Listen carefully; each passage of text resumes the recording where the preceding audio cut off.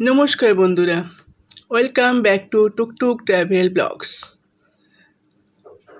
আজ আমরা বেরিয়ে পড়েছি কোথায়? চলুন দেখা যাক, পরে বলছি। আজকে আপনারা কি কি দেখবেন সেটা একটু দেখে নিন।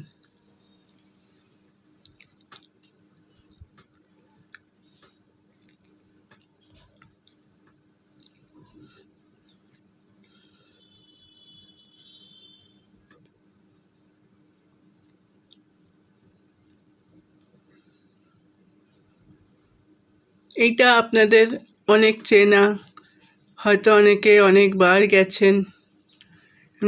আমার কিন্তু এটা প্রথমবার। এখানে আমার অনেক পুরনো স্মৃতি জড়িয়ে রয়েছে। শুধু আমারই নয়, আমার মায়েরও পুরনো স্মৃতি জড়িয়ে রয়েছে। চলুন যেতে যেতে বলছি এখানে আমাদের কি স্মৃতি আছে।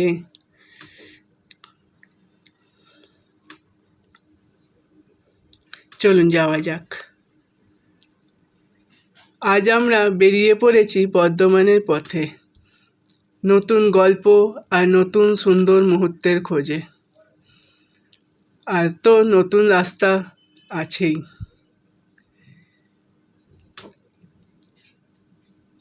এই শহরের ব্যস্ততা ছেড়ে আজ আমরা একটু শান্তির খোঁজে অনেক দিন পর লং ড্রাইভে বেরোলাম। এই আমার চুলগুলো একটু এলোমেলো হয়ে গেছিলো, একটু ঠিক করে নিলাম। আমার পাশে আমার মা বসে আছেন, এই আমার হাজব্যান্ড শান্তনু। পরে ব্লগে আপনাদের সাথে পুরো পরিচয় করিয়ে দেবো। এবার আমাদের টুকটুক খাবে। ও যদি ঠিক করে না খায় তাহলে আমরা তো পৌঁছতেই পারবো না, আমাদের আজকে লং ড্রাইভও হবে না। তার জন্য ওর আগে খাওয়াটা খুব প্রয়োজন। টুকটুক সোনা, খেয়ে নাও। আমার ছোট্ট টুকটুক। আমরা ধরে নিলাম কল্যাণী এক্সপ্রেসওয়ে।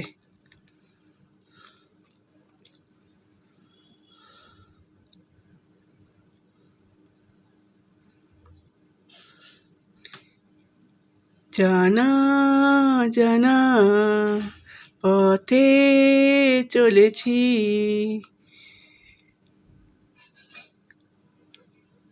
লা লা লা লা লা লা লা লা লা লা।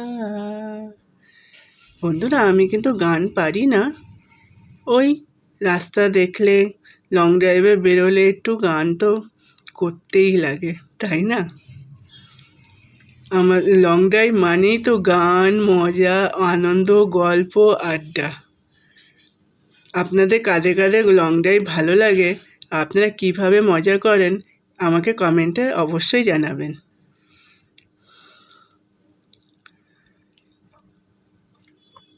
আমাদের চেনা কল্যাণী এক্সপ্রেসওয়ে, এই যে ঈশ্বর গুপ্তা সেতু চলে আসছে।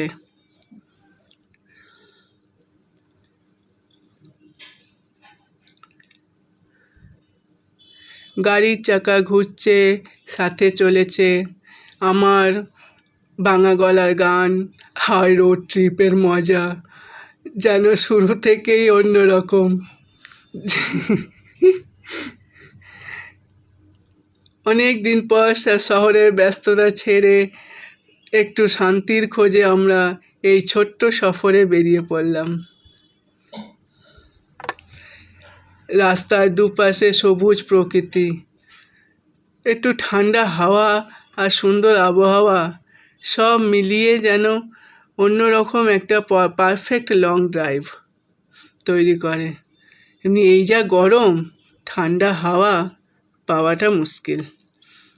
যেটুকুও পাওয়া যায় সেটাই ভালো। আজকে প্রচণ্ড গরম পড়েছে। জানি না কতটা কি আপনাদের সাথে ব্লগিংয়ে দেখাতে পারবো, তবু দেখতে থাকুন, চলতে থাকুন। হ্যাঁ, যেটা বলছিলাম, বর্ধমানে আমাদের স্মৃতি বলতে, বর্ধমানে আমার মামাবাড়ি। এখন সেই মামাবাড়ি এখন আর নেই। কেন যে আমার দাদু, আমার মামা, তারা এই পৃথিবীতে আর নেই। আমি তাদের খুব প্রিয় ছিলাম। আমার বর্ধমানে ছোটোবেলায় স্কুল ছুটি পড়তো, প্রথমেই আমার বর্ধমানই যাওয়া লাগতো। ওখানে আমরা খুব লাফালাফি করেছি, অনেক আনন্দ করেছি। চলুন যেতে যেতে বলছি। আমার মায়ের তো মানে বলারই কথা না, তার ছোটোবেলা তার অনেক স্মৃতি জড়িয়ে রয়েছে ওখানে। মা বহু বছর পর যাচ্ছে। আমার দাদু মামা মারা যাওয়ার পর আর আমাদের যাওয়া হয়নি কোনো দিন। আমরা যখন নর্থ বেঙ্গলে যেতাম তখনই কিন্তু ওই বর্ধমানের স্টেশনে গাড়ি থামতো, একটু নামতাম, পুরনো স্মৃতি নিতাম, আবার ট্রেনে উঠে পড়তাম। বর্ধমান শহরে কোনো দিন আর ঢোকা হয়নি। এই দুর্গাপুর এক্সপ্রেসওয়ে দিয়ে আমরা অনেকবার গেছি, অথচ বর্ধমান শহরের দিকে কিন্তু যাইনি। আজকে আমরা বর্ধমান শহরে যাব, আমার মায়ের পাড়ায় যাব। দেখি আমি যে ছোটোবেলায় যেটা দেখেছিলাম আজও ওখানে তাই আছে কি পরিবর্তন হয়ে গেছে। নিশ্চয়ই পরিবর্তন, অনেক বছর পর অনেক পরিবর্তন হয়ে গেছে। হয়তো কিছু চিনতে পারবো, কিছু চিনতে পারবো না। আমার দাদুর বাড়ির জায়গাটাতে ফ্ল্যাট হয়ে গেছে। এখন কোন জায়গায় ছিল, আমি তো তখন অনেক ছোট ছিলাম, বাড়িটা আমার মনে অতটা স্মৃতিতে মানে আবছা রয়েছে।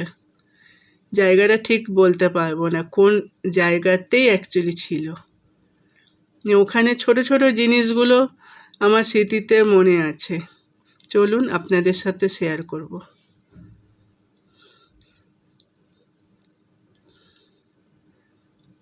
অ্যাকচুয়ালি এটা আমার মাকে সারপ্রাইজ দেওয়াই হচ্ছে। মা এখনও জানে না যে আমরা বর্ধমান যাচ্ছি। মাকে আমরা সারপ্রাইজ দিচ্ছি। এই সুন্দর সবুজ প্রকৃতি মন ভরিয়ে দেয়। এই সবুজ প্রকৃতির জন্য আমরা এই সারা সপ্তাহ, সারা মাস অফিস করি, কাছারি অফিস করি, দিনভর ব্যস্ততা থাকি। এই সবুজ প্রকৃতি একটু কবে পাবো? এই আমরা শক্তিগড়ে ঢুকে যাচ্ছি। শক্তিগড় মানেই তো কিছু বলারই নেই, শক্তিগড় মানেই ল্যাংচা। বন্ধুরা জানাবেন আপনাদের কাদের কাদের ল্যাংচা ফেভারেট। দুঃখের বিষয় হলো আমার মিষ্টি খাওয়া একদম বারণ হয়ে গেছে। আমি মিষ্টি খেতে পারবো না। আমার খাবার, আমার সব কিছু গাড়িতে নেওয়া আছে। দেখা যাক ওরা যদি খায় তো হয়তো একটু টেস্ট করতে পারি। এর আগে আমরা যখন শান্তিনিকেতনে গেছিলাম এই ল্যাংচা কুটিতে খেয়েছিলাম, খুব ভালো খাবার। ওই ভিডিওটা আমার করা হয়নি। ল্যাংচা কুটিতে আজকে প্রচুর ভিড়, গাড়ি পার্কিংয়ের জায়গা পাওয়া যাচ্ছে না। এই জন্য আমরা এদিকে চলে এসেছি। কি দোকানটার নাম দাঁড়ান বলছি।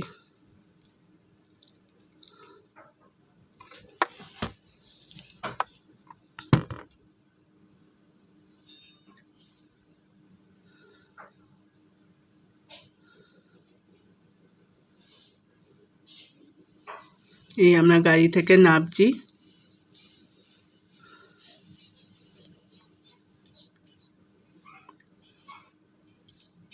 আদি ল্যাংচা ধাম, এই দোকানটার নাম হচ্ছে আদি ল্যাংচা ধাম। এই দোকানের ভেতরটা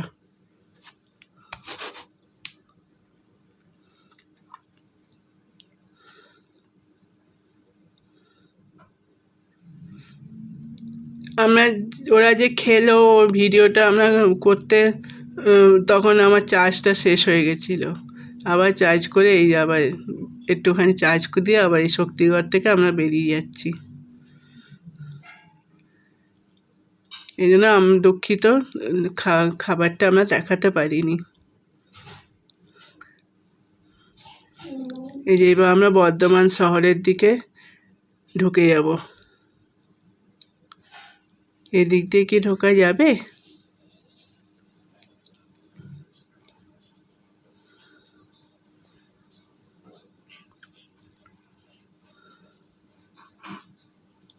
এদিক থেকে না, আরো সামনের গেটটা।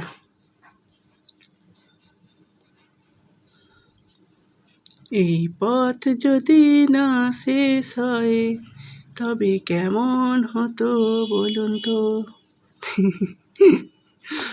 নিশ্চয়ই আমার গান শুনে আপনারা বোর হয়ে যাবেন, ইগনোর করবেন, কোনো ব্যাপার না, কমেন্টে জানাবেন। হ্যাঁ বন্ধুরা, কমেন্ট কিন্তু অবশ্যই করবেন, তাহলে আমি আরও নিজেকে ভরসা পাবো যে হ্যাঁ আপনারা আমার সাথে রয়েছেন। আমার ভিডিওটি আপনাদের কেমন লাগছে, ভালো লাগছে সেটাও। এই যে আমরা বর্ধমান শহরে প্রবেশ করছি। বহুদিন পর শহরে, এই আমার পুরনো শহর। আমি যখন এসেছিলাম তখনও শহর মানে এতটা ডেভেলপ ছিল না। এই শহর বর্ধমান আমার খুব প্রিয় ছোটোর থেকেই। যখনই আমাকে জিজ্ঞেস করা হতো ছোটোবেলা কোথায় যাবি, আমি একটাই কথা, আমি বর্ধমান যাব মামা বাড়ি। আজ আমার দাদু মামা যদি বেঁচে থাকতেন খুব মজা করতাম। আজকে ওনাদের কথা খুব মনে পড়ছে আমার, তাদের পুরনো স্মৃতির কথা, আমার পুরনো স্মৃতির কথা মনে পড়ে যাচ্ছে।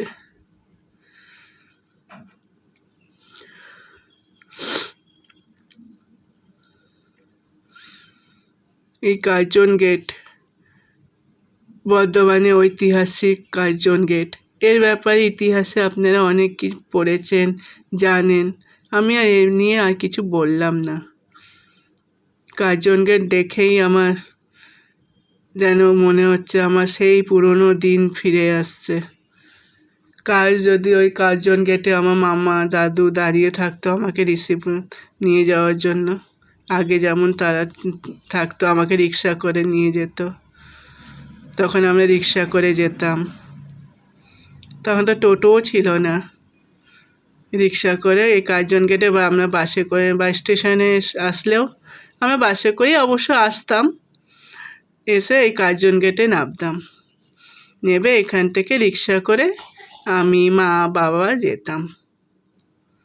আমার বাবাও আজকে নেই, সেও চলে গেছেন। তাদের সবার, যারা আমাকে ছেড়ে সব যারা চলে গেছে তাদের কথা খুব মনে পড়ছে। এই যে আমরা কার্জন গেটের দিকে ঢুকছি, এই দিকেই আমার মামা বাড়ি।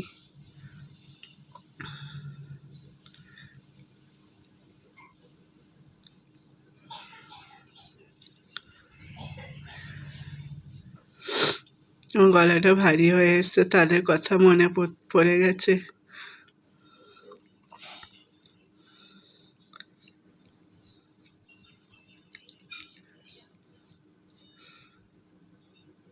অনেক পরিবর্তন হয়ে গেছে, এত বাড়ি এত দোকানপাট ছিল না। এই যে মা সর্বমঙ্গলা মা কালী মন্দির, এই যে আমার মা, পেছনে আমার হাজব্যান্ড শান্তনু দাঁড়িয়ে আছে পুজোর ডালাটা নিয়ে, আমি ক্যামেরা করছি। আমার মা তো খুব আনন্দ, অবাক হয়ে গেছে যে এটা তো সর্বমঙ্গলা মায়ের মন্দির। মা তো খুব ইমোশনাল হয়ে গেছে, কিছুটা কেঁদেও ছিল, ওই ভিডিওটা আমি করিনি। এই যে আমরা যাচ্ছি মন্দিরে পুজো দেব। এখানে এত কিন্তু এত সুন্দরভাবে বাঁধানো আগে ছিল না। আমি যখন ছোটোবেলায় আসতাম এখানে প্রচুর বাঁদর ছিল। আমার মামা আমাকে ওই আর কি করে বলতেন যে দেখবি বাঁদর থেকে সাবধান। আমরা ওই মামা ভাগ্নি মিলে বাঁদরকে মুড়ি দিতাম, কলা খাওয়াতাম। এখানে আমাদের সন্ধে কেটে যেত।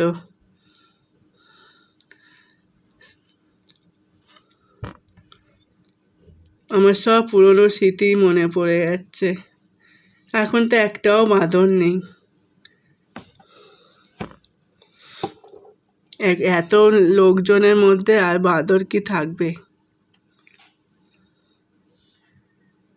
এই যে সামনের সিঁড়িটা, এখানেই আমরা মামা ভাগ্নি বসে থাকতাম, সারা বিকেল ভর গল্প করতাম। আমি তো ছোট ছিলাম, মামা আমাকে পেছনে লাগতো। আমি এই পুরো ক্যাম্পাসটাতে দৌড়াতাম, দৌড়াদৌড়ি, খেলাধুলা, এইসবই আজকে আমার খুব স্মৃতি মনে পড়ছে। চলুন পুজোটা দিয়ে আসি।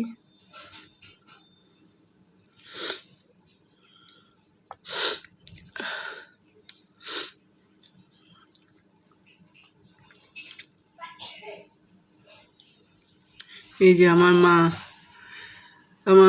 তো কত গল্প করছে, ওগুলো আর রেকর্ড করিনি। আমার মা তো অবাক যে তোরা বর্ধমানে এসছিস। আজকে আমার খুব আনন্দ মাকে একটা সারপ্রাইজ দিতে পেরে। এই যে আমার মন্দিরের দিকে আমরা চলেছি। এই দিকটা মায়ের মূর্তি রাখা রয়েছে। এই দিকে শুনেছি মা মঙ্গলা খুব জাগ্রত, সবার মনস্কামনা পূরণ করেন। অনেক ইতিহাস আছে, অনেক গল্প আছে। আমি আর ইতিহাস বললাম না, আমার ছোটবেলার স্মৃতিগুলোই আপনাদের সাথে শেয়ার করলাম। মা আমার মনস্কামনা পূর্ণ করো। মা সর্বমঙ্গলা, তুমি আশীর্বাদ করো যাতে আমি এই ব্লগটায় আমি আমার চ্যানেলকে অনেক আগে নিয়ে যেতে পারি। বন্ধুদের আশীর্বাদ পাই, তোমার আশীর্বাদ পাই, বন্ধুদের থেকে ভালোবাসা পাই। জয় মা সর্বমঙ্গলা। যাই ভুল করে থাকি মা ক্ষমা করো। এইটুকুই আমি তোমার কাছে প্রার্থনা করব।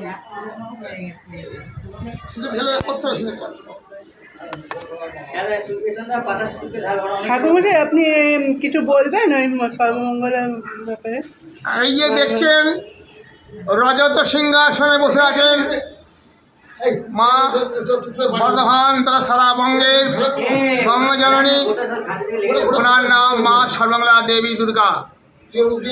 উনি 6 ইঞ্চি কালো কষ্টি পাথরের মধ্যে খোদিত মহিষমর্দিনী সিংহবাহিনী মহালক্ষ্মী রূপিণী মা দুর্গা। উনি সর্বমঙ্গলা নামে আখ্যা, অর্থাৎ মা দুর্গার বিভিন্ন রূপ, বিভিন্ন নাম। সেই নামের মধ্যে মা সর্বমঙ্গলা একটি নাম। তিনি সবার মঙ্গল করেন, তাই এনার নাম মা সর্বমঙ্গলা। বর্ধমানের মহারাজ কীর্তিচাঁদ মহাতাপ 1702 খ্রিস্টাব্দে এই মন্দিরটা প্রতিষ্ঠা করেছিলেন। কিন্তু মূর্তিটা আইডল অফ সর্বমঙ্গলা মাতা ঠাকুরানী অ্যাবাউট 1000 ইয়ার্স ওল্ড। মূর্তিটা 1000 বছরের পুরনো। বিভিন্নভাবে ঘুরতে ঘুরতে ঘুরতে এখানে এসেছিলেন, নদীর তরে বর্ধমান মহারাজ এনে প্রতিষ্ঠা করেছিলেন। এই মন্দির অবিভক্ত বাংলার নবরত্ন মন্দির। মা সর্বমঙ্গলা সারা রাঢ়বঙ্গের জননী। তিনি সারা বঙ্গের অধিষ্ঠাত্রী দেবী। এই দেবী 18 হাত যুক্ত, মহিষাসুরের সঙ্গে যুদ্ধ রক্ত সিংহবাহিনী এবং 18 হাতে মহিষাসুরের বধ করছেন এই মূর্তিটা খরিদ আছে। এই মূর্তিটা যে কালো কোষ্ঠী পাথর, পাথরের মধ্যে দেখুন পা খরিদ আছেন, সব গহনা পড়া আছেন। এই মায়ের নিত্য অন্নভোগ হয় এবং সেই অন্নভোগ আমরা ভক্তদের বিলি করি 50 টাকা কুপনের মাধ্যমে ট্রাস্টি বোর্ডের আন্ডারে, এবং মায়ের নিত্য সেবা পূজা হয়। দুপুরবেলায় মায়ের অন্নভোগ হয়, রাত্রিবেলা এবং বিকালে সকালে অন্নভোগের সময় লুচি তরকারি ফল হয়, এগুলো আমরা ভক্তদের বিলি করি। এই মন্দির এখন পরিচালনার ভার বর্তমান রাজার নেই, রাজন্য কোথাও নেই। 1959-এ 16 জুলাই বর্ধমান মহারাজ একটা ট্রান্সপোর্ট গঠন করে দেন। সেই ট্রান্সপোর্ট পাবলিক ট্রান্সপোর্ট ট্রাস্টির আন্ডারে ভক্তের দানে এই মন্দির সুষ্ঠুভাবে পরিচালিত হয়। মন্দির সংস্কার ভোগ রাগ সবই ভক্তের দানে হয়। ভক্তের মা মনস্কামনা পূর্ণ করেন, প্রচুর তেল তারাই মাকে সেবা কাজের জন্য হাত ভরে দেন। আপনি আমি একই মাই সব। সর্বমঙ্গল মঙ্গলে শিবে সর্বার্থ সাধিকে শরণে তোমাকে গৌরী নারায়ণী নমস্তে। যে কোনো শক্তি পুজো করতে এই মন্ত্র আপনার পাঠ করতে হবে। Thank you. তোকে বাড়ি আপনার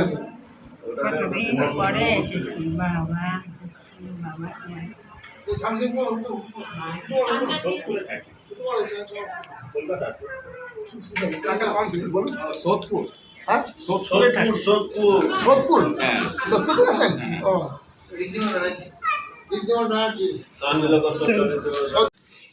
এইমাত্র এই মন্দির ঘুরতে ঘুরতে মা আমাকে বললেন যে মায়ের যখন বিয়ে হয়েছিল প্রথম মায়ের এই মন্দিরে প্রণাম করে তারপরে তার বিদায় হয়েছিল।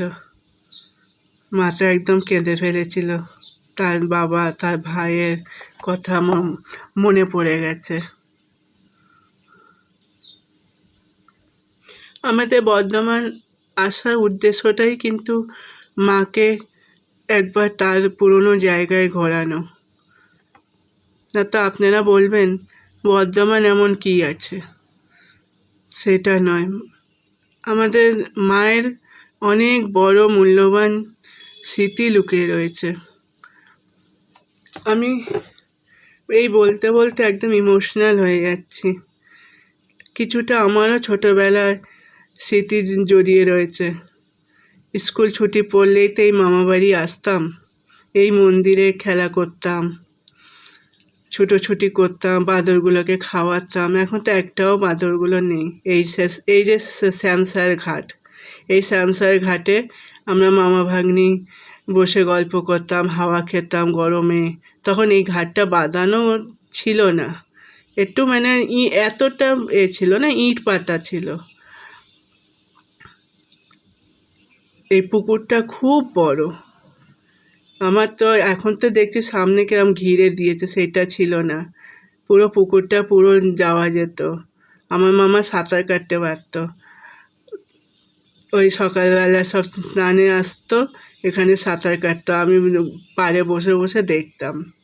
কত মাছ ধরতো। আমার দাদু নিয়ে আসতো এখানে হাত ধরে, আমাকে আইসক্রিম কিনে দিত। এখানে আইসক্রিমওয়ালা একজন থাকতো, এখন মনে হয় সেও নেই। আমার দাদুরা নেই, তো সে আর কী করে থাকবে। এই আমাদের এতটুকুই জার্নি ছিল। এই ছিল আজকে আমাদের বর্ধমান রোড ট্রিপ। আশা করি ভিডিওটা আপনাদের ভালো লেগেছে। ভিডিও ভালো লাগলে অবশ্যই লাইক, শেয়ার আর সাবস্ক্রাইব করতে ভুলবেন না। আর টুকটুক ট্রাভেল ব্লগের সাথে থাকুন নতুন নতুন ট্রাভেল জার্নির জন্য। তাহলে আবার দেখা হচ্ছে বন্ধুরা নতুন একটা ভিডিওতে। ধন্যবাদ। ততক্ষণ ভালো থাকুন, সুস্থ থাকুন। ও হ্যাঁ, কমেন্টটা কিন্তু অবশ্যই করবেন, ভুলবেন না যেন। ধন্যবাদ।